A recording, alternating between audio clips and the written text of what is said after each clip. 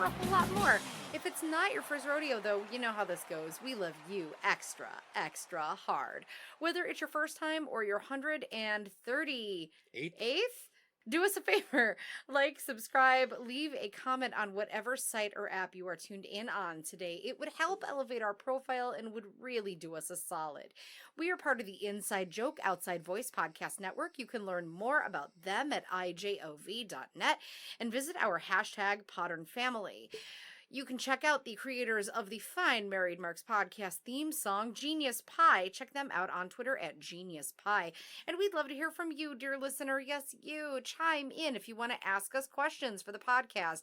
If you want to chime in on something that we said today or in another episode, hit us up. You can find us on Twitter at Married Marks.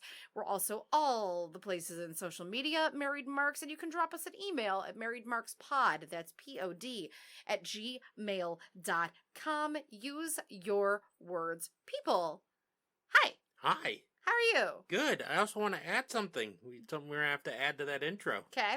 You can now find us on YouTube because it has been working. Is it? Yes. So the last funny. 2 episodes are on YouTube. Okay. On our YouTube channel. So it's funny to know that because I legitimately went to check it. And I think for some reason, because it was weird on mobile and I was in our account, I couldn't find anything. It was being stupid. So yeah, there is no visual. It's literally just the audio. But yeah, we're now on YouTube. So every single one of our episodes will be on YouTube. You can find us on YouTube also at Married Marks. So that's exciting. I checked I'm glad. that today because I thought about it. I was like, oh, I wonder if that actually worked or not. Yeah, so I went to go look, and sure enough. That's so funny. It basically has the Podbean logo. The Our Podbean display of our podcast. Yeah. On the screen. But yeah, it's audio there. Well, that's fun. It's the whole episode. That's exciting. So yeah, if you want to start listening on YouTube, feel free. Check it out. Subscribe. If you are a YouTube person and it's easier for you, make sure that you also click the bell for notifications. I don't watch enough YouTube people. Smash that like button. And smash that subscribe button. Shout out to my Sophia Nygaard fans out there, of which there's probably like 2 of you. One of which is sitting in this room. I can't imagine there's a huge crossover for Sophia Nygaard and wrestling fans. See, that's what's so funny, is all of the YouTubers that I'm into are not, like, what anyone would consider, like, crossover type things. Because, like... I don't know, Jenna Marbles. Okay, alright, I could totally see Jenna and Julian occasionally being like, oh... Like, just getting into it, you know? Yeah. Or, like... Oh my god, now I want there to be like an chance. I'm such a 5-year-old. I love that I was just complaining about our waveforms and I'm like, no, it's been really peaky. And then I do the loudest possible fucking thing I can do. Yeah, well, you know. It's fine. I apologize, guys. It's fine. We had a little mishap with our newest cat, who I am convinced is part Bengal because she is making us absolutely batty. She just wants to play 24/7, and unless you run her ragged, it's not good enough. And this was an accident. She did knock over our soundboard about 2 weeks ago. Yeah. It was an accident. It was not intentional, and I was pissed because we had just gotten our audio like right where I wanted it. And now I feel like we may have to replace our soundboard. So if it gets a little wonky, we're doing our best to work through it. I'm hoping we'll have that cleared up in the next couple of weeks. I apologize. Thank you for sticking with us, because you better believe I was literally ready to put my fist through a wall last week because I was, 2 hours of editing and I was just fed up. I was very pissed. Speaking of, Tiny Terror, what are you doing up there? So with the bad and the good comes a whole lot of news, because as usual, it has been an incredibly active week in professional wrestling. Why don't we just go right to the top Let's just go right to the top story, and then we'll just trickle our way down, and we do have a few questions, and then we will call it a day, because I gotta run Dungeons and Dragons tonight, y'all. So there was a lot of rumor and speculation going on. Yeah. About New Japan buying out Stardom. Yes. And WWE buying out Noah. Right. And I think we even kind of chatted about this briefly a couple weeks ago, at least the Noah situation. We were kind of holding off with the Stardom thing because, like, obviously we're Stardom nerds. Like, we love the promotion. Yeah. But I didn't want to start speculating because it's, We have enough people that listen to our podcast that are diehard Japanese wrestling fans that I'm very cautious to speak on news that comes out of Japan without having it vetted through a source first. Oh, absolutely. So, like Karen. And Karen has been a little busy. So, I wasn't going to bug her with this. Yeah, seriously. Yeah. So, and Karen, have you had water today? Just Karen, drink a fucking Gatorade. I love you. Sleep. So, apparently, there was validity to both of these rumors. So, the validity of WWE trying to buy Noah, it sounds like they were trying to buy Pro Wrestling Noah to be the structural build for NXT Japan. Okay. Which, from a business perspective, would make a lot of sense, honestly. But it sounds like Noah said, no, thank you. Not really surprising, all things considered. So then we move over to the other end. New Japan didn't buy Stardom, but Bushi Road, which is the parent company that owns New Japan Pro Wrestling, and JPW is a subsidiary of Bushi Road, did buy out Stardom. Right. So now New Japan Pro Wrestling and Stardom are both under the same parent company. Right. And like for those of you that are uninitiated, Bushi Road, and this is coming directly from Wikipedia, which I try not to quote, but it's pretty accurate. Bushi Road is a Japanese entertainment company, which is producer of collectible card games and trading cards, mobile apps, games. They do a lot of promotional materials. They own a whole bunch of different media franchises, etc. So they're basically like a big entertainment like conglomerate, I guess is the best way of putting it. They've just got lots and lots of different facets to them. Different games and products that they own are like Bang Dream, Review Starlight, Card Fight Vanguard, Vice Schwartz, which is stupidly huge. Yeah, pretty popular here in the States, too. Tenipuri. So, like, those of you Prince of Tennis otaku out there, of which I was one for a very long time. Tenipuri Beat. Lots of, like, Kimono Friends Pavilion, Card Captor Sakura, like, just a whole bunch of different properties. So, this is kind of a big deal. Okay, so, there was a press conference. Yes. Involved, and Stardom and Bushi Road were involved in this press conference, as well as many of the Stardom talent were in the background of it. Mm-hmm. So, starting December 1st, 2019, the company name will be changed from Kicks Road Company Ltd., which is what they used to be, right, to Bushi Road Fight Company Ltd. Okay. Hiroshi Ogawa will remain as the CEO of Stardom. So that's the older gentleman that you see in all the Stardom videos. Yes. Yes. Who I believe was featured in the documentary. Yes. Yeah. And while the name Stardom will be the same, World Wonder Ring Stardom will not exist anymore. As a result of the different branding and TV promotions, New Japan Pro Wrestling is part owned by TV Asahi, and Stardom TV deal is with NTV. Okay. Meltzer reported on F4W Online that both New Japan and Stardom will be run and kept completely separate from one another. Interesting. Okay. Meltzer added that if there was a need by New Japan for women's matches during foreign shows, something may be able to be worked out, though. See, that's what I'm hoping, is that we get a little crossover. Well, see, there's more to this, though, too. Because Stardom is now going to be running a lot of bigger shows. Yeah. Immediately out of the gate, it sounds like they are going to be running Kurikan Hall 14 times next year. Wowzers. Including 2 consecutive days. Huh. Okay, then.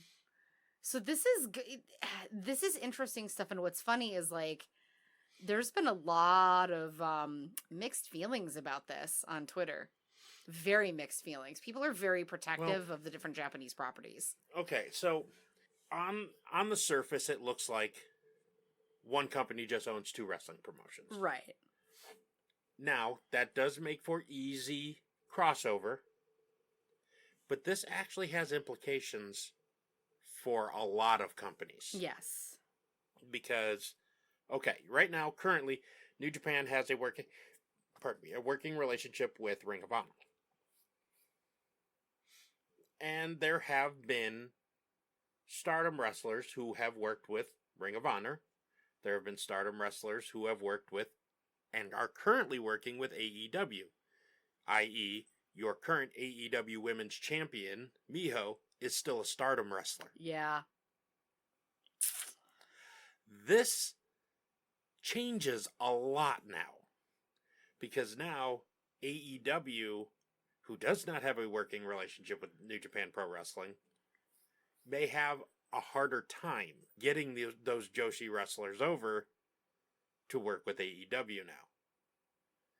New Japan may be trying to solidify an actual working partnership with Stardom, though. I mean, Wrestle Kingdom is 2 days. Yeah.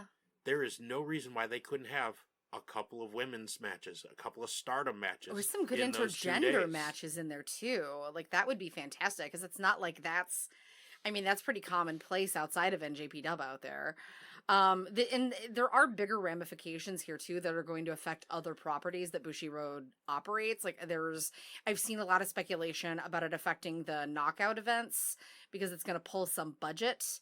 And apparently they've already said that their budget's been pretty scaled down, and the same group in Bushiroad that's going to be operating the Stardom events are the ones that have run the knockout events. So it looks like there might be some pulling of budget from other properties, which people feel pretty passionately about. I mean, if you're definitively locked in on something and you're a big fan of it, it's going to suck to see things change a little bit, but hopefully these are changes that'll be for the better in the long run. It's going to be great for Stardom. Yeah. Stardom now has a ton more capital put behind them. Stardom now has a much larger presence in the wrestling world being injected into the company. Yeah. Including, they're going to be participating in Char Expo USA. Right. Out in California. They're going to have matches there in the U.S. So, yeah. I mean, they're going to have a bigger piece of the spotlight now, I think. Well, and there's the whole concept of the fact too that like Bushiroad probably also realizes that like they need to grow, and they probably want to draw new talent in too with acquisitions. So like this is also kind of a smart move on their part, because Stardom is such an iconic piece of professional wrestling. There's so many women that come through Stardom, even from just the indie perspective. So, if they're looking at acquiring new talent, especially in a time when women's wrestling is becoming so cutthroat competitive on who's signing with what company. I mean, we were talking about this at the bar last night with some people about how it feels a little bit like most women that we've been watching on the independent circuit for the last 5 years, they're all signed with something now. Yeah, and like they got to be invested in getting new talent in too, and they're only going to do that if they expand with women's wrestling. Yeah, I mean, yeah, because we were talking last night that I think we may now be at a point where Impact does not have the best women's division in wrestling. Yeah, right, I think NXT's got them beat at the moment. I mean, with NXT signing Shotzi Blackheart. Mm-hmm. NXT, rumored still, not official, but rumored to have signed Scarlett Bordeaux. Yeah. They have Rhea Ripley, they have Io Shirai, they have, Shayna Baszler, Candice LeRae, Dakota Kai. I mean, just the women's division, is amazing in NXT right now. Now, there also is, this is something to keep in mind, because like I'm literally just scrolling through Twitter, so these are just speculations, and I'm not going to say these are definitive by any stretch.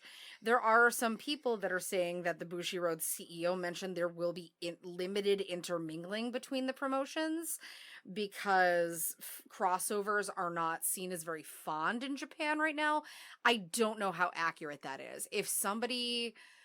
I mean, Karen, I know you're listening. If you want to chime in, by all means. But like, I'm not gonna bug anybody about it. But if you're pretty familiar with the circuit over there and how the cultures between the two different promotions or multiple different promotions operate, like, is that valid or is that bullshit? Well, I don't know. Think of it this way, though. There are women's matches in DDT. Yeah. We just absolutely saw that Su Yung wrestled in DDT.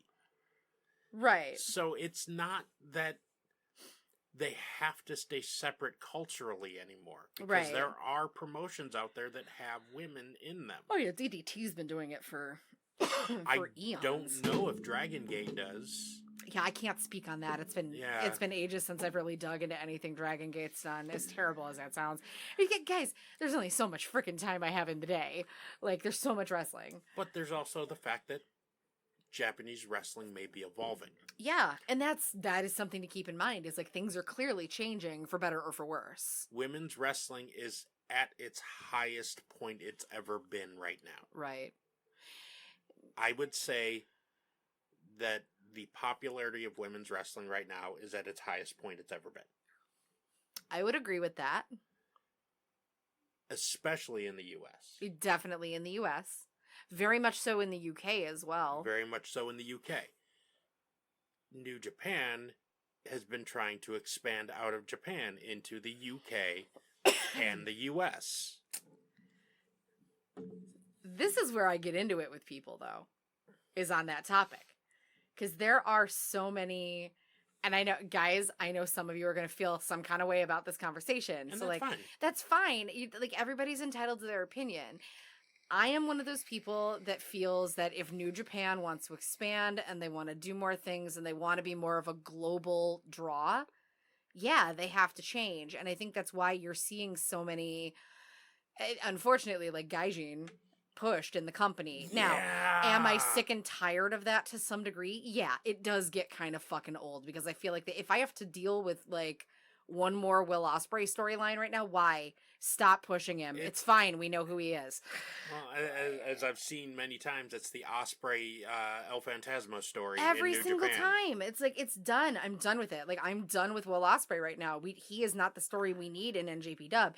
Like, and would I like to see them highlighting more of their amazing Japanese talent? Yeah.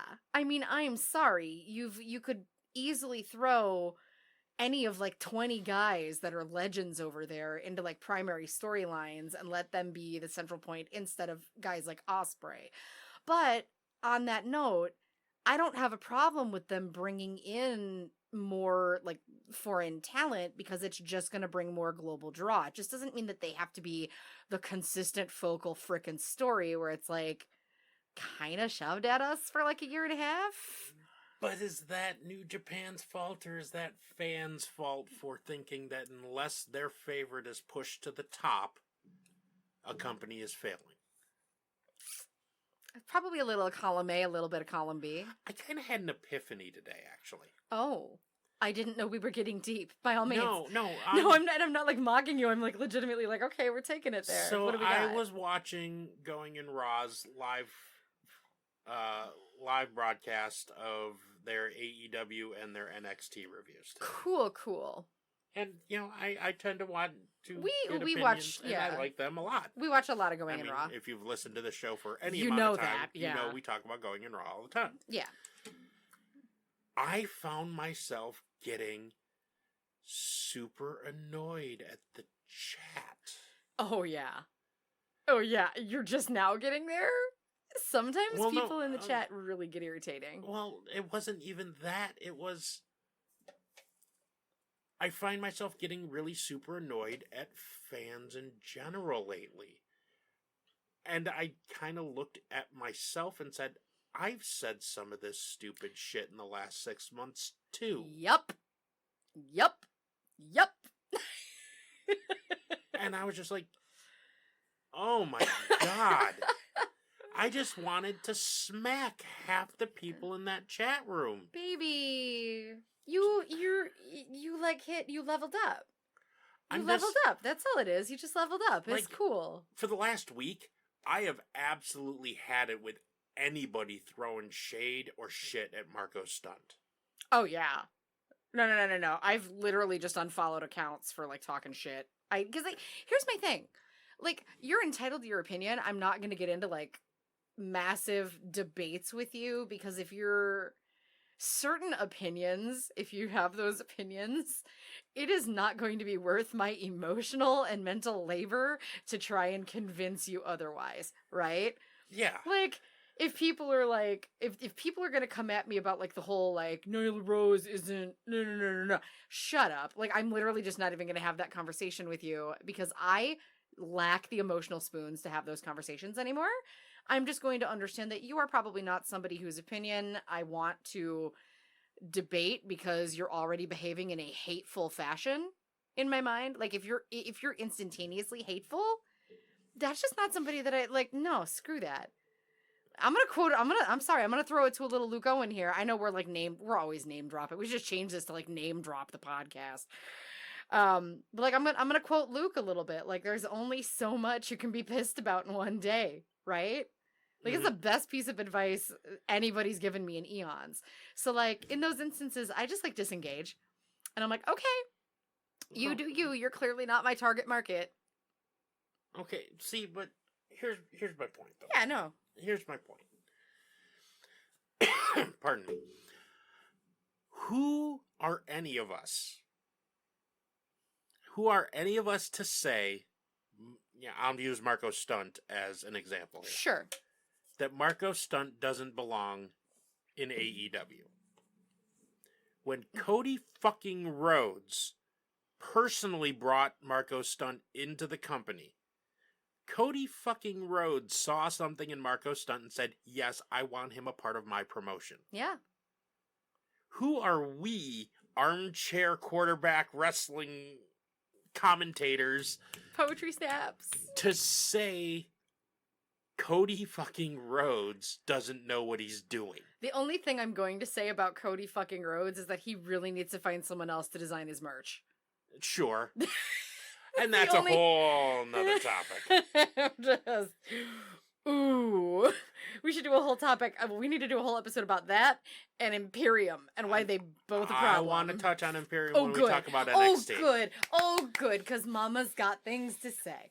But no, you raise a really valid point.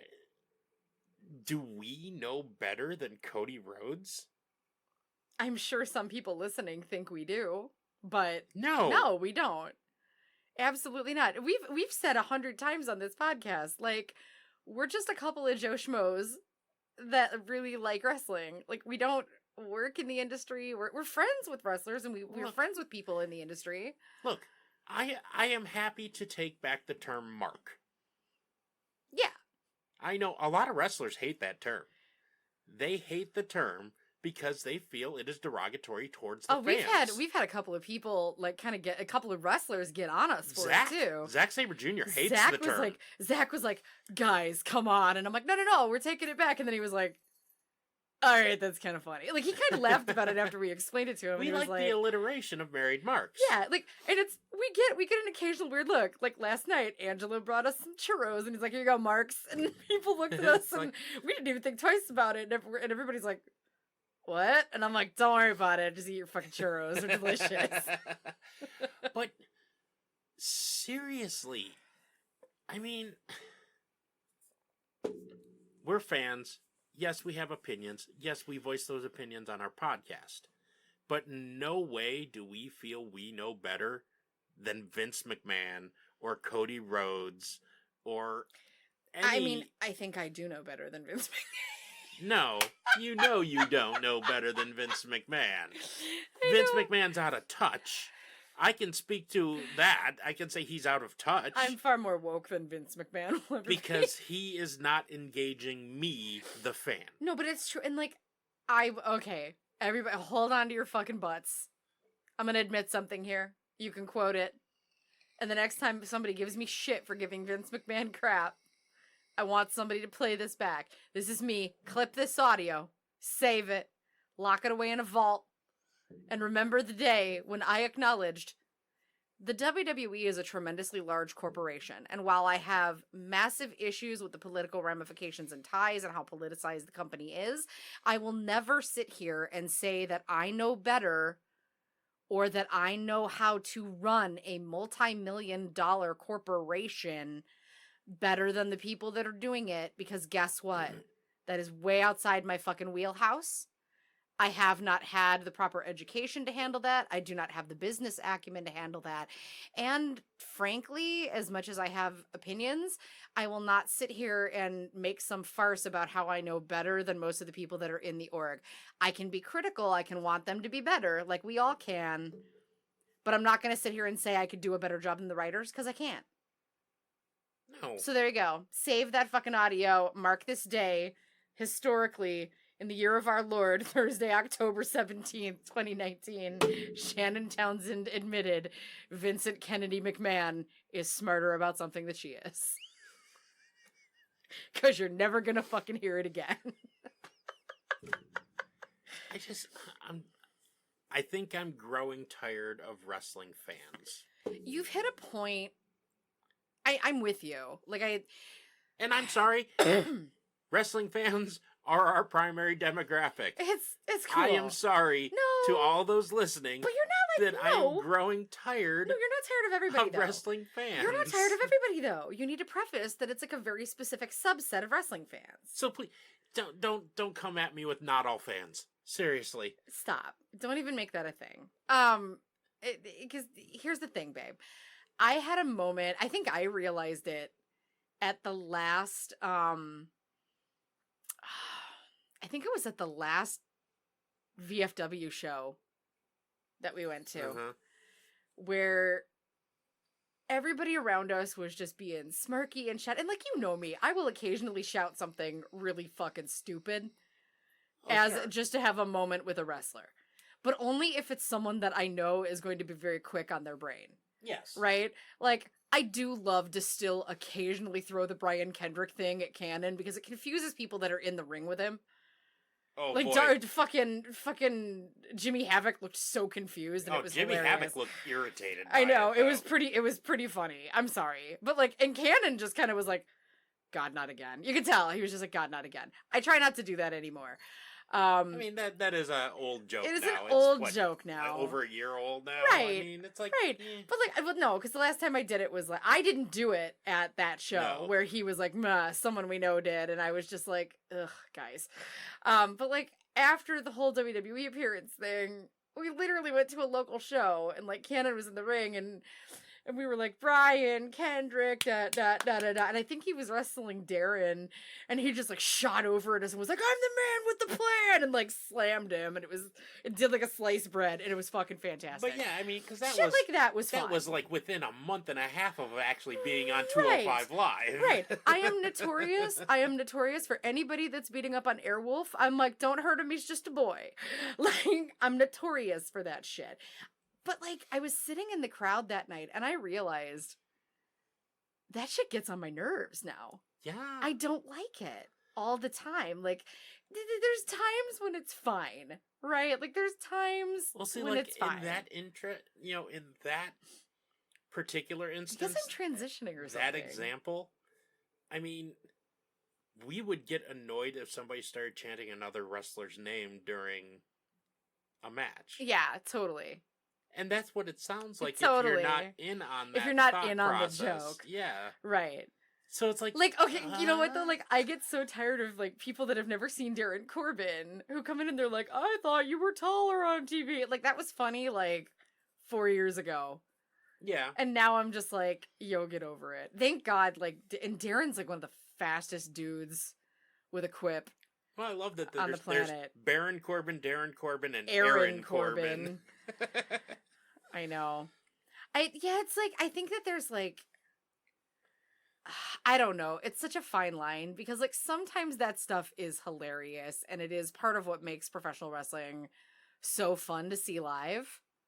Right? Mm-hmm. Like there are times when that's the case. But it's like when it always comes from the same person or there's one person that has to be at the center of attention and has to have all of the loud quips and who just has like one meme. It's like the too sweet. Like the only place I even remotely don't get irritated about it is AEW because like fine, at least it fits there. You know what I mean? Mm-hmm. I don't know. I'm with you though. Like to some degree, like a lot of that stuff just gets on my nerves. Or Jesus Christ, can guys? Okay, I'm gonna say this. I didn't want to say it last week, but I'm gonna say it this week. If you sit next to a woman who knows professional wrestling, please don't spend 2.5 hours trying to convince the woman that you know a shit ton about professional wrestling. Having casual conversation, that's cool. Sitting there and telling me you know XYZ wrestlers and you know where they get booked and you're super in and blah, blah, blah. Like, the only thing I'm going to do is go, that's great. I'm going to go back on my phone and text my friends that are literally hanging out at Full Sail right now. Bye.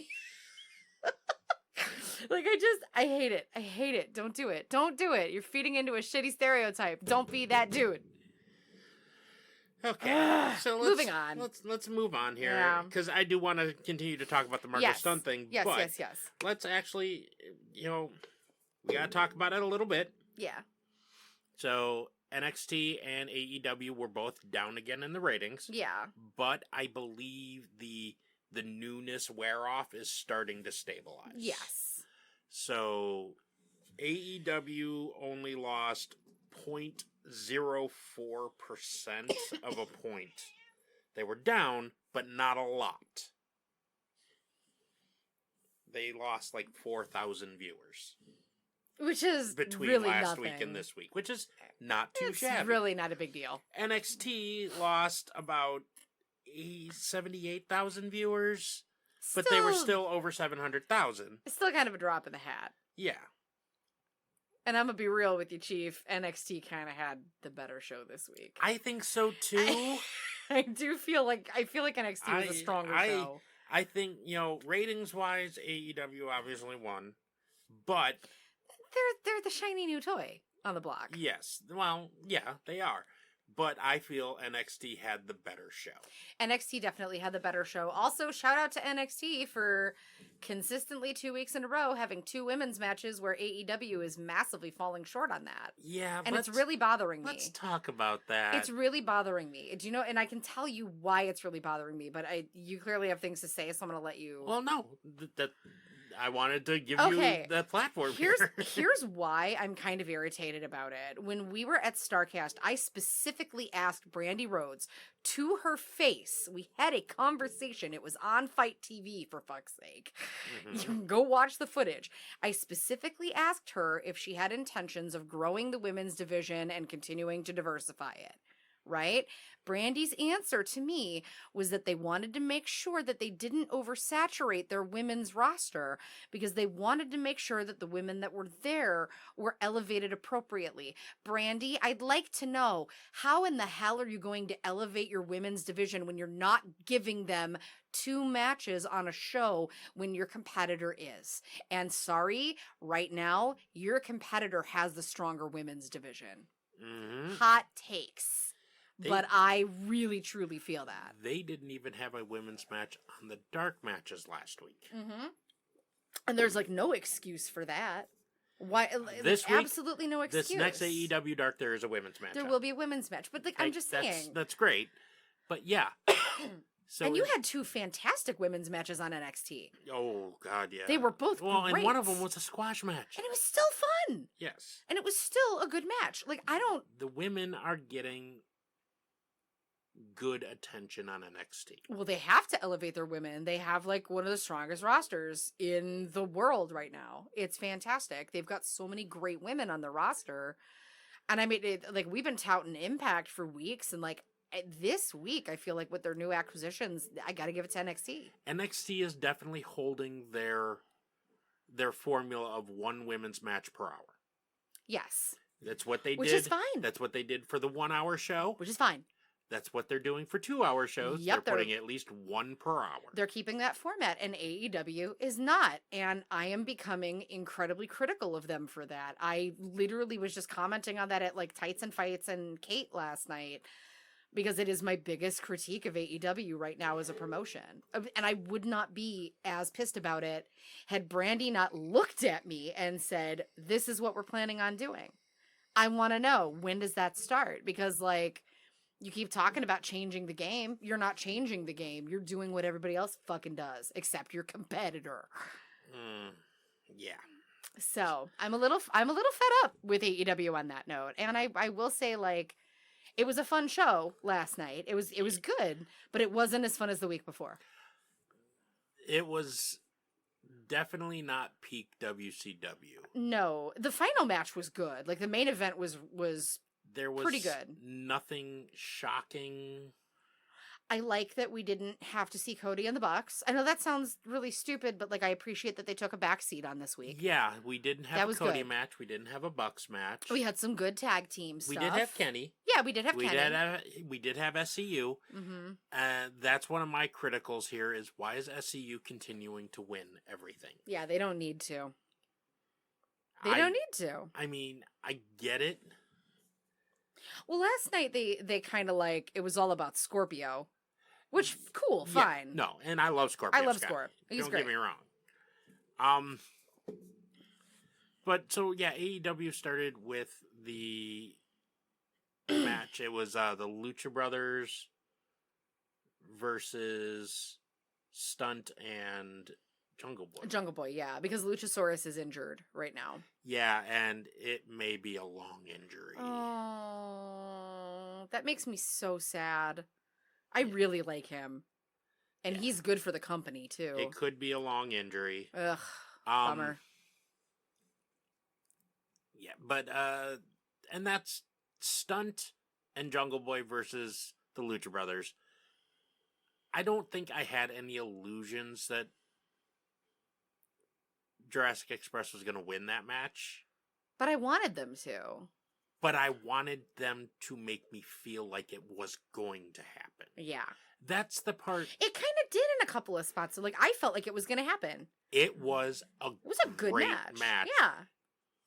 Considering the outsizing, the outweighing, the fact that Marco Stunt was just absolutely brutalized left, right, and center in that match. Dude, but one of the best DDTs I've ever seen in my life was in that match. That was phenomenal. I think Jesus, everybody it was so who's good. so hung up on Stunt's size get over it is ignoring what he does.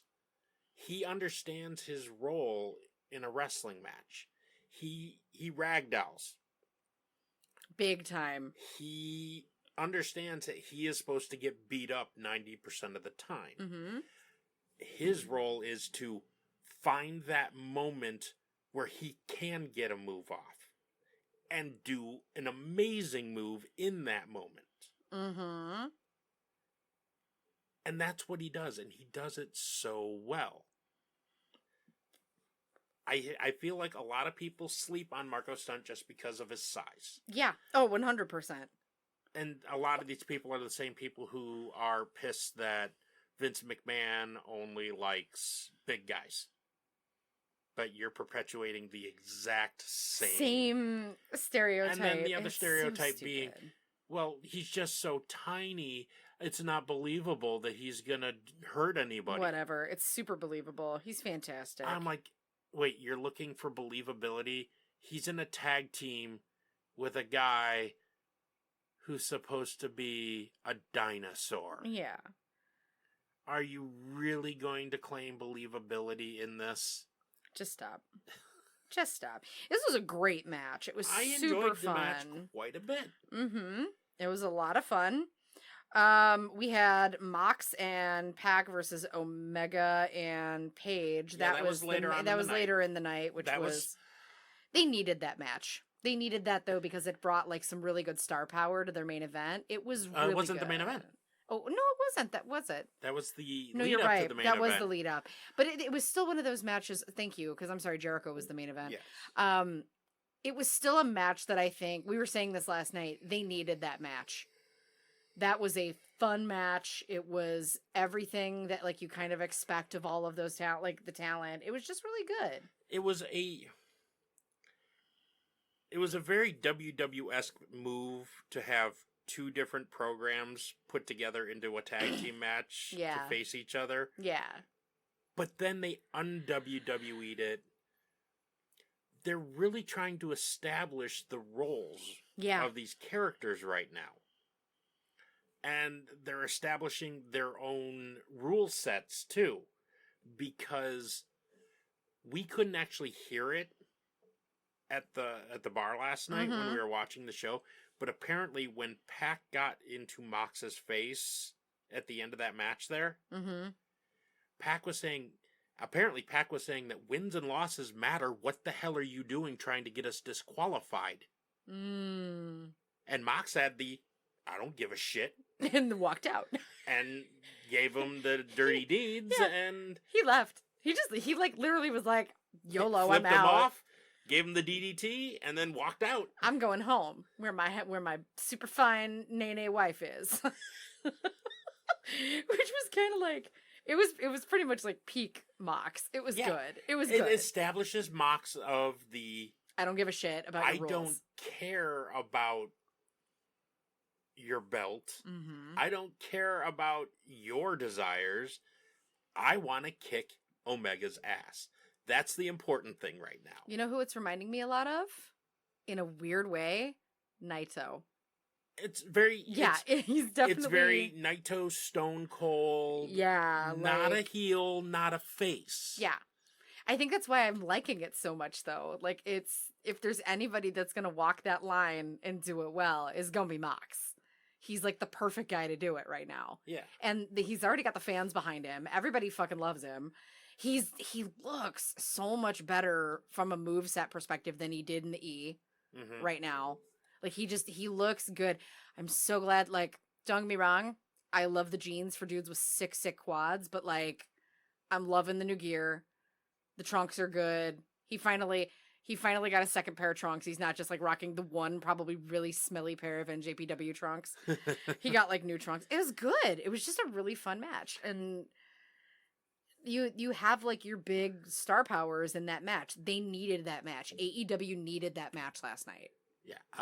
LAX had a match against Enhancement Talent. X-Lax. Yeah. We had Riho versus Britt Baker, which was excellent. It started bad. It started a little slow. It started clunky, but then they got a rhythm. And it was great. Yeah. It was just, I think it was just one of those weird like fluke starts where just like something wasn't clicking. And I am okay with the story they're telling of Riho maintaining the championship by getting fluke wins against people that she probably wouldn't have normally. I'm okay with that. I'm glad they didn't take the belt off of her. I was worried they were going to take the belt because I was like, no, it's too soon. She needs to hold that for at least 2 months. Like, then it's new. Like, at that point, then, like, switch it around a little bit. I'm fine with that. I am okay. Like, if it changes at Full Gear, I'm fine. Give it the first 6 months, then you can start doing title changes on TV. Yeah, but like for now, keep them in a pay-per-view thing. Yeah. Like if that belt changes at Full Gear, fine. Yeah. I'm okay with that. It's new, it's fresh, and like we need more women's matches in your show, guys. I'm just saying. And then we had the main event was Darby Allin versus Jericho. Great match. Excellent match. Great match. Again, Darby match of the night. So good. I love that people are like discovering who the hell Darby Allin is and loving it, and it makes me happy because he's so good. Again, he gets shit on a lot for his size because he's not a body guy. He's a real skinny kid. Yeah, he really is. Yeah, he's not. We've seen him live. Yeah, he's not a big kid. He's not large, but what he can do. He's very skilled. Just the sequence of him with his hands tied behind his back. Yeah. God. And like we knew what was coming. We're like, yep. The drop kicks, the suicide dive, the coffin drop, all the things he did without his arms. Mm-hmm. That, number one, takes a lot of trust in your opponent and who you're wrestling. Yeah. Because they have to do some stuff. And his threshold for pain has got to be so damn high. I imagine it's a lot like what they say Ciampa's is. Like, if he complains about pain, you know something's really, really, really, really, really fucking wrong. Speaking of, got a quick rundown of NXT last night as well, because they had some excellent matches on NXT. They started out with Ciampa versus Angel Garza, which was really fun. Garza's great. Angel Garza. Sorry, I'm so used to like correcting people around here. It's Angel. Jesus. This was really a good match. It was really, really good. Garza's great. Yeah, and still more advancement of the Adam Cole Ciampa story. Sir, you don't get to wave at him like that. I was viscerally unhappy. It was very, very, very good. They had a lot of talk about Balor last night. We had Oni Lorcan and Danny Burch versus Imperium. Okay. Which we need to talk about for a hot minute, and then we'll continue with the card. So, okay, let's get the good out of the way. I still love Oni Lorcan and Danny Burch. Oh, yeah. They need those titles. Yes, they do. They do. deserve those titles. They do. I have no problem with that. Oni Lorcan right now is probably one of the best wrestlers to follow on Twitter. He's hilarious. Because he is just yelling at everything. He's just been screaming into a void for like a year. Yes. It's been like, and he calls out everyone in the company, like, retweet me, you fucking cowards. Like, it's fucking golden. Yes. It's so good. Oni Lorcan is great to follow on Twitter. Follow him. It's like at Star Destroyer. Yeah, something or like Star that. Destroyer 1 or something like that. It's just perfect. Just look for him. It's fantastic. You will not regret it. You'll sit there and laugh so hard you piss yourself. It's just great. So, and I didn't know this actually. Did you know that Finn Balor's older than Danny Burch? Yes. I did, actually. Finn Balor is 38. Yes. Danny Burch is only 37. He looks like he's 50. Yeah, he does. He looks like he was rode rough and put away wet. So Ferg keeps getting those goofy-ass tattoos. He's gonna wind up. The little dinosaur tattoo. Dude, there's a couple of groups I'm in that, like, people are, oh God, they're so mad. They're like, Finn, why? Why? I don't give a shit. Why like, not? I think it's cute. Do what you want to do, sir. You live your... Pardon me, I'm going to have a Jenna Marbles moment. You live your best life. It's fine. Okay, so Imperium. Yeah. Look, Let's talk about it. Let's talk about it for just a hot minute about how Number one, incredibly problematic this is. I love that Alexander Wolf is still with NXT. Yeah? I loved Alexander Wolf when he was with Sanity. Mm-hmm. I don't know how I feel about a faction that implies white power. Mm-hmm. Oh, and the Full Sail crowd is picking up on it from what I've read. Yeah, that's not a good look. It's the definition of troublesome. Eichner is a great wrestler. He's fantastic, Wolf don't get me wrong. is a great wrestler. Walter is a great wrestler. Walter's awesome. Walter's fantastic. I don't know how I feel about this white power imperial. You don't know. It's not even that you don't know how Stormtrooper thing. Don't say you don't know how you feel about it. You know exactly how you feel about it. You think it's bullshit. I find it. Voice it. I'm uncomfortable. Thank you. It's uncomfortable. There is no apology here. Like there is no defending this. It's a terrible fucking idea. I cannot even be objective about it. Especially when they had the issue with Dijakovic. What, 5 months ago? Yeah. Where people were giving him the salute. Yep. In the arena. Yep. And he had to shoot that down. Yep. And he was talking about purity. Yeah, and it was awkward. This is probably the one thing NXT is doing worse than anything else right now. It's a terrible gimmick. It's uncomfortable because they're trying. Well, they're using the Star Wars font too, which is making me laugh. Yeah, I mean they're trying to make the gimmick work and trying to direct it away from what the fans are doing with it. Yeah, but once you have that common perception of what something represents, it's impossible to get the stupid mob to draw away from it. And unfortunately... That's not true. And I will give you the number one argument about that. Velveteen Dream. Because the stupid mob for the first 2 months about Velveteen Dream was hating on him, thinking it was a stereotype gimmick. but he persisted and turned everybody around on it. Sure. I guess. Like, And you're not wrong. And I'm it was just... problematic, and it seemed problematic that they were just going to do a worse Gold Dust. I feel like this is worse in so many ways, and it's literally, like, in my mind, not even comparable. This is the kind of stupid that, like, here's why I said that, just a preface. I said it's impossible to turn it, not because, like, when a crowd is stupid that they can't, like, change their perspective and not do the stupid. It's that this particular kind of stupid, this particular kind of bad idea is the kind of bad idea that right now ain't going away. No, and that is true. I'm not saying that they were... I'm just saying that it's possible to turn around a It is possible for anything to change. You are not wrong. I just have zero faith that it will happen in this instance. But they need to do that now. They need to do something now. Before it gets out of control. Yeah, because it's bad enough that we have friends that go to Full Sail that are now talking about not going back because it is making them so vehemently uncomfortable. Yeah. I'm just saying. That said, it was a fun match. The women's matches, so we had Io Shirai versus... Caden Carter. Yeah, Caden Carter, who I had never seen before, but I am interested. Well, that's Lacey Lane. That's who that is. You've seen Lacey Lane. Caden Carter is Lacey Lane. Really? Yes.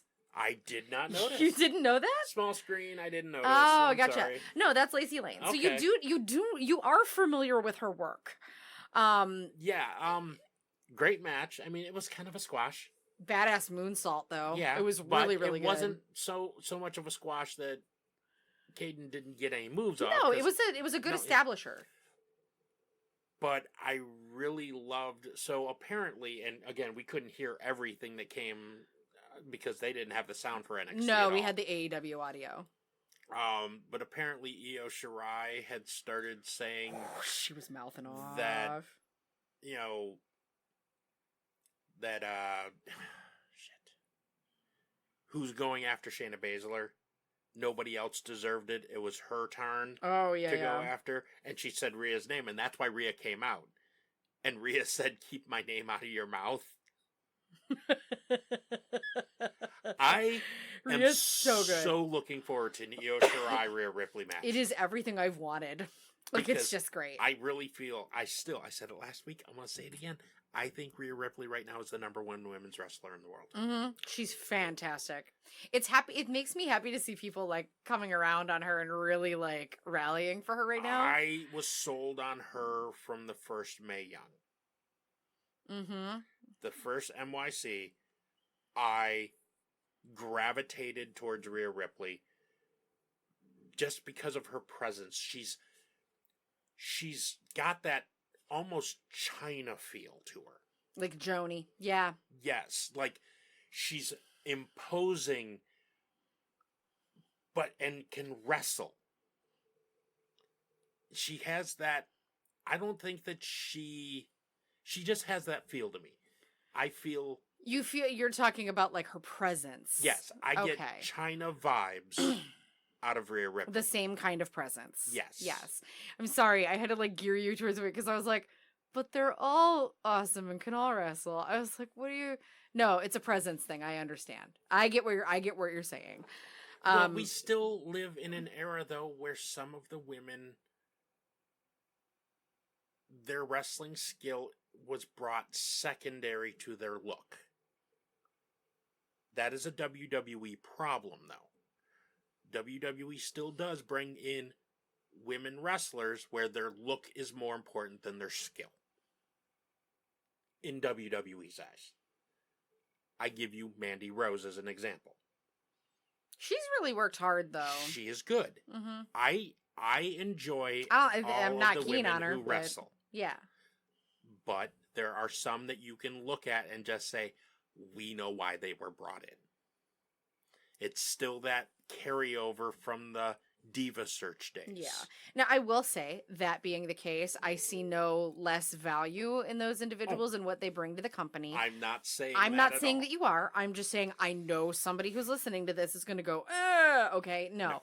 Calm down. We completely see value in that. And I'm like a Bella convert. I Yeah. hated the Bellas back in the day. Later in their career, I completely love them. I don't think you can acknowledge that we would have the opportunities in women's wrestling without the divas. I think some of them were incredibly integral, and we needed them to be involved, and we needed women like Nikki Bella and Brie Bella. We need Mandy Rose. We needed Eva Marie. I loved Eva Marie. Mandy Rose is the new Eva Marie with a better wrestling skill set. With way better skill set. Yeah. With a much better wrestling skill set. Eva's kind of thriving though. Yeah. I follow her on Instagram. She's still not a great person, but she's do you, girl? I Yeah. know. I really wanted to like you, but unfortunately you're kind of a piece of garbage. And then we had, now it's Taynara. It's not Taynara Conti anymore. Now Taynara it's just Conti. Taynari. Taynara. Or Taynara. Taynara. Versus a returning Tegan Knox. Tegan Knox. Which like made all of us happy. We were like, yeah. And I love girl. so Tegan Knox gets the win, and Dakota Kai comes out to celebrate with her. Mm-hmm. So Team Kick back together. It was super cute. And then Shayna Baszler and the girls came out. Yeah. God, Baszler looks so good. She just looks so good right now. And she always looks good. I'm sorry. I love Dakota Kai. I love Tegan Knox. I am really looking forward to this. I hope Dakota Kai gets a shot at that belt. I do too. I really do too. I think she's great.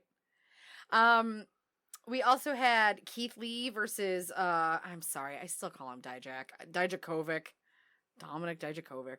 Pisses me off. Yeah, in their rubber match, so their third match, where each had won one match, this one ended in a no contest. Thanks to Roderick Strong, who thought, because apparently the winner of this match was going to get to face Roderick Strong for the North American title. Right. So Roddy figured, well, if neither of them win, I don't have to face either of them. Yeah. Logic. But apparently, Regal was on to those possible shenanigans and was standing, waiting for it to happen. He was so mad. And when it did, Roddy played himself, and now he has to face both of them in a triple threat match for the North American title. Regal's like the dad that, like it takes so much to push him to the point where he's really pissed off. But like when he starts yelling, boy, you better run, and you better make sure your room's clean, and you better know exactly where the fuck your homework is, and it better be done, or like you are grounded for eons. Like that is not a man I would want to piss off. No. It makes me smile when he comes out all pissed off now. I'm like, yeah, get him, daddy. Get him. Oh God, that sounded sexual, and I did not mean that. No. There is only one daddy in my life, and that is Effie. That is on brand. We had Matt Riddle versus Bronson Reed. This was fine. It was okay. I wasn't super into this match, as terrible as that sounds. It was a thing. I was kind of more invested in what was happening in AEW at that point. Sorry. Yeah. Killian Dane versus Boa. This was, again, fine. Dane wins by submission. No big issues. The Pete Dunne Damian Priest match at the beginning of the show was fun. This was good. So or at the end of the show? Yeah, the end of the show, sorry. So apparently Damian Priest has been having botchy matches from what I've... That's what I hear. Like saying. The last couple weeks. He looked pretty good last night. Yeah, he looked fine. You know what? It's the same thing we were talking about at Luch, though. Like, I feel, because this came up in conversation, I feel like part of that might just be like the rust of like working with a new production company. Like if you're super used to the way that things work in Ring of Honor, sure, coming over to NXT, it's different. Like there's some talent that just don't thrive in that, different television environment. Like I always point to Dana Brooke, who I love, and I think she's fantastic. I think she does great work in the ring. But like the second you put those cameras on her, she struggles a little bit sometimes, and it's just a different environment. I think last night was a better match. He did a really good job. He looks fantastic. Like he's doing a pretty good job. So I don't know. I think NXT arguably had the stronger show last night. There's just my 2 cents. I do too. I think the quality of the matches, the number of matches. Yeah, it was really good. I think NXT had the better show last night. Yeah. Not that Dynamite was bad by Dynamite any is stretch. still establishing. Yes. It's going to take some time. And that's something NXT doesn't have to do right now. Yeah, exactly. NXT doesn't need to do anything other than keep doing what they do. Oh, goodness. So let's see. Let's just do a couple of more quick notes, hits. A couple of quick hits. Seth Rollins is no longer on Team Hogan. Ooh, this changed. They have pulled Seth Rollins from the Team Hogan versus Team Flair match at the Saudi Arabia show. Wow. And yes, I will say that is the Saudi Arabia show because WWE refuses to acknowledge that Crown Jewel takes place in Saudi Arabia. I will continue to call it. You know that. what's funny? Everybody I know is still just calling it the Saudi show. Yes. Like, no matter how much you try to gloss it over, WWE, we ain't dumb. We know. Yep, they have Cesaro facing Mansoor at the Saudi show. There's some interesting stuff lined up. I'm not gonna watch it. Sorry. Nope. I'm gonna take that time to do what I usually do, and if I know a certain couple of friendos that are doing a charity stream again, I'm gonna watch that. Let's see. So Finn Balor apparently had a pre-recorded promo for NXT. they showed on NXT. Yeah. And there's lots of read between the lines in this promo. Of course. Not surprised. Yeah. So I'm going to have to watch it carefully because I'm sure I can find it on YouTube. Yeah, we have not had a chance to actually watch it, and it's been hella busy, so. And unfortunately, it won't happen tonight. Because we're going to go upstairs and roll some D20s. This is true. Yeah. Any other fun news for the week? Hogan and Flair are going to be on Raw next week. Whatever. So, moving on. Yeah, not watching that. Oh, that's right. I have to run D&D, so I can't watch it anyway. So, Bischoff has been let go from WWE. Oh, yeah. That's an elephant in the room. Yeah, they have Bruce Pritchard now running SmackDown on Friday nights. Okay. He put out a real terrible shirt. Who, Pritchard? Bischoff. Oh, Bischoff put out a shirt? It's like a FedEx ripoff shirt. Like, it's designed to look like a FedEx. Okay. It's like, here, let me find it. I can't believe you haven't seen it. No, I haven't seen it. Here, let me find it. I mean, that's fine. Whatever. I think Bischoff was a terrible idea to begin with, and obviously WWE saw the error of their ways and decided, nah, maybe not. Yeah, it says fired.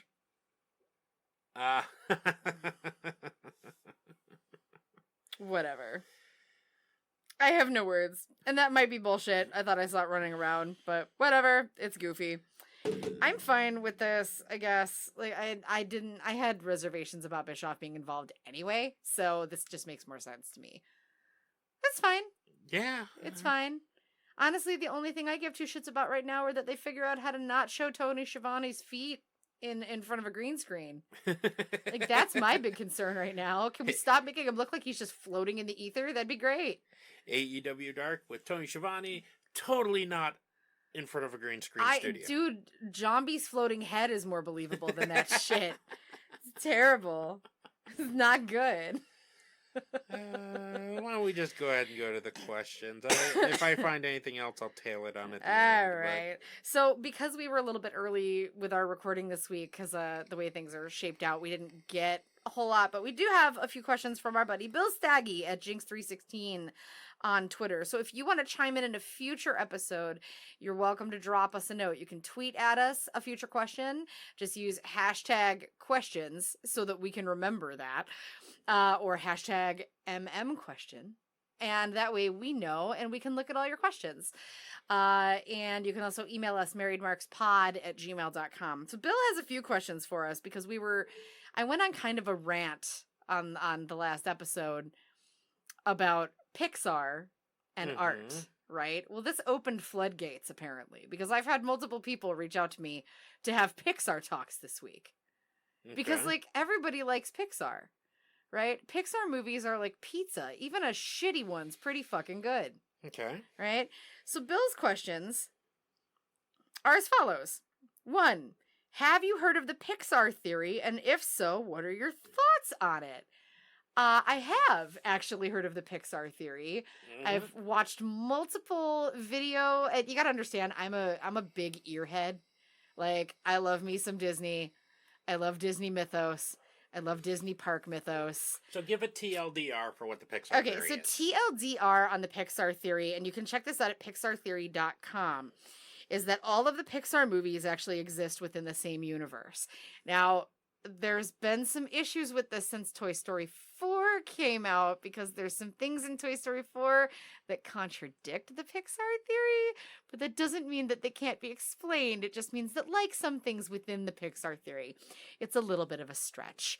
Pixar sometimes leans into the theory, sometimes they go out of their way to try and discredit the theory. It's completely dependent on who you speak with, who's worked in what part of production, etc. If you want a full detailed rundown, you can literally go to pixartheory.com. It'll run you through everything through 2013. So, like, the common thing is that it goes through Monsters U. And there is, wrap your head around this, a shitload of time travel involved. And they break down why, but it has to do with the Monsters universe. Yes. Monsters Inc. universe. There's time travel. You think I'm crazy? Go check it out. There's a really, really great Disney vlog that I follow too that did a phenomenal breakdown of the Pixar theory based off of the book. Yes, there's a book about the Pixar theory. So yes, I am very familiar with the Pixar theory. I think there is some validity to it. I think Pixar has always done a tremendous job of trying to link their properties in some way or another. There's lots of random Easter eggs, like the witch's hut in Brave. The Pizza Planet truck is kind of a common theme. There's lots the Yo of truck. The Yo truck. There's lots of different things that thematically link the Pixar universe. I think there is some validity to it, but personally, I think a lot of it is just the animators giving nods to like other people that have worked on the promotions. It's a thing that happens. It's kind of like Disney's done the same thing. I mean, Aladdin's got like Easter eggs in it. Wasn't part of the Pixar theory that the witch in the witch's hut is actually Boo from Monsters Inc.? Yes, that is part. I know. And when you say it that way, it sounds completely asinine. But when you read it in the context of the Pixar theory, you're like, fuck, that kind of makes sense given time travel as a concept. Yes. So it sounds real weird. Here's the thing. If you like Doctor Who, you're going to love the Pixar theory. If you fucking hate Doctor Who and you think it's too campy, I'm looking at you, Steven. Then, it's probably not going to be for you. But regardless, that's what's up with Pixar theory. And his second question, what is your favorite Pixar movie and why is it Brave? Fun story. It is sadly not Brave. I do love Brave, but I feel like from a storytelling perspective, it's one of their weaker movies. I think it's got great characters. Merida's fantastic. But it is not even close to my favorite Pixar movie. It's not even like if I have a choice to put one on, it's never my choice. No. Brave is a great film. It's a great film. It's not my favorite. No. I don't think it's the weakest either. I can tell you what my absolute favorite is. So can I. Because I have a tie between two of them, but like I lean really heavy towards Monsters Inc. I have probably watched Monsters Inc. more than any other Pixar film. I love it. No. And I know your favorite is like my secondary, because we've had this talk. My top two are Wall-E. Wall-E. That's exactly what I knew you were going to say. Followed extremely closely by The Incredibles. Yeah. See, and for me, it's Monsters Inc., then Wall-E, because Wall-E is just a piece of brilliance. The first 15 minutes of that movie are just... the whole thing is just art. It's so good. Followed by Finding Nemo, which in this house, we can't watch the first 10 minutes of. Nope. We start the movie at first day of school, of school. Cause I can't watch. It's like the opening credits to Up. I lose my shit in the first 10 minutes of Up every time I watch it. Finding Nemo is the same. It's terrible. Although, oddly, the first 10 minutes of Frozen, I felt zero empathy. I'm a terrible human. I know that's not a Pixar movie, but whatever. I will say Toy Story 4 is kind of up in my top 10 too, and I did not expect that to be the case. That movie was really good. And Yeah. we thought we were going to hate it. No. Because 3 was perfect. Yeah. Not anyway. Anyway, his final question. I'm amazed it took you this long to ask me this question, Bill. Oh, jeez. What cutie marks would you give to your favorite wrestlers? My Little Pony references for the win. This is all you. This is all me. I'm a giant, because I'm an animation nerd, I love Lauren Faust, and I love her work, and I was a huge fan of My Little Pony Friendship is Magic. I have an enormous collection. Don't at me. There is quite a crossover, actually, between MLP fans and wrestling fans. It's totally true. There's a shit ton of fan art out there. It's crazy. I've seen more CM Punk ponies with, like, the straight edge thing, like, on the cutie mark. Mm-hmm. My Little Broski. My Little Broski. I have seen a really, really, really good Brock Lesnar one, but it literally just looked like bulk biceps.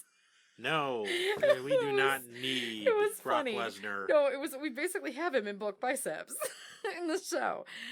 So if I had to choose my favorite wrestlers, it's kind of easy. My favorite wrestlers' cutie marks would be simple. Like, Omega would just have the Omega symbol on his butt. Right? Because that's on brand. That's easy. I feel like the Young Bucks, one of them would have, like, streamers. And the other, like, Matt would have, like, streamers, and Nick would have his stupid headband as a cutie mark. Like, that would be their cutie marks. Because that's very on brand for me. I mean, Kenny Omega would just have the Omega symbol. Yeah, that's what I just said. I mean, yeah, that makes perfect sense. Thunder Frog would have a hammer. Oh, God, yes. Right? Like, the hammer would be a thing. Wildcat would have, like, a ball yarn. Yeah. Because that's on brand. Nyla. What do we give Nyla? That's a really... Probably something affiliated with her native heritage. Probably. That would be appropriate. Britt Baker would be a tooth. Yeah, a broken tooth. Broken tooth. A broken tooth. Yes, it would be a broken tooth. 100%.